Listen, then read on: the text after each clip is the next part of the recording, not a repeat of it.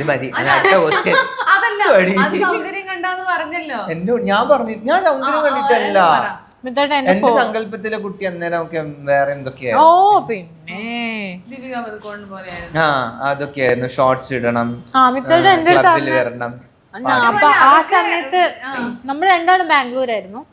അപ്പൊ ഞാൻ പബ്ബിലൊന്നും പോവാറേ ഇല്ല, കണ്ടിട്ടുകൂടില്ല. അപ്പൊ മിത്തേട്ടൻ എൻ്റെ അടുത്ത് ഒരു ദിവസം നമ്മളിങ്ങനെ ഇന്ദിരാനഗറിലോട്ട് ഇങ്ങനെ നടക്കാം, ഓഫീസ് കഴിഞ്ഞിട്ട് നമ്മൾ മീറ്റ് ചെയ്തിട്ട് ഇങ്ങനെ വാക്ക് ചെയ്യുമ്പോൾ മിത്തേട്ടൻ എൻ്റെ അടുത്ത് പറഞ്ഞു, കുറച്ച് കുട്ടികൾ ഇങ്ങനെ പാർട്ടിക്ക് പോകാൻ വേണ്ടിയിട്ട്, പബ്ലിക് പോകാൻ വേണ്ടിയിട്ട് ഇങ്ങനെ ഡ്രസ്സൊക്കെ ചെയ്തിട്ട് പോവാം. അപ്പം എൻ്റെ അടുത്ത് പറഞ്ഞു, നീ അതുപോലെ ഡ്രസ്സൊക്കെ ചെയ്യണം. അപ്പം എനിക്കങ്ങ് ദേഷ്യം വന്നു.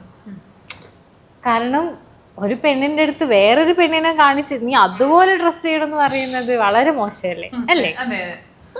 അതെ, അത് കുറച്ച് മോശമാണ്. മോഡേൺ ആയിട്ടുള്ള നാട്ടുപുറത്തൊക്കെ അവിടെ പോയി എല്ലാരും പറഞ്ഞത് പെൺപിള്ളേര് സ്നേഹിക്കുമ്പൊക്കെ അങ്ങനെ സ്നേഹിക്കും, ഷോർട്സ് ഒക്കെ ഇടുന്നത്. ഒരു കല്യാണം കഴിക്കുന്നത് ഒരു കുലസ്ത്രീയെ പോലെ ആയിരിക്കണം എന്നുള്ള ചിന്ത. പക്ഷെ അതിനകത്ത് വളരെ വിഭിന്നമായ ചിന്തയാണ്. ഞാൻ മെറീനോട് പറയും, മെറി എന്ത് കംഫർട്ട് ഉള്ള ഡ്രസ്സാണ്. If you are able to carry yourself, you don't look at your mirror and say I am not looking good. അങ്ങനെ അതിന്റെ ആവശ്യമില്ല. If you are comfortable then go ahead.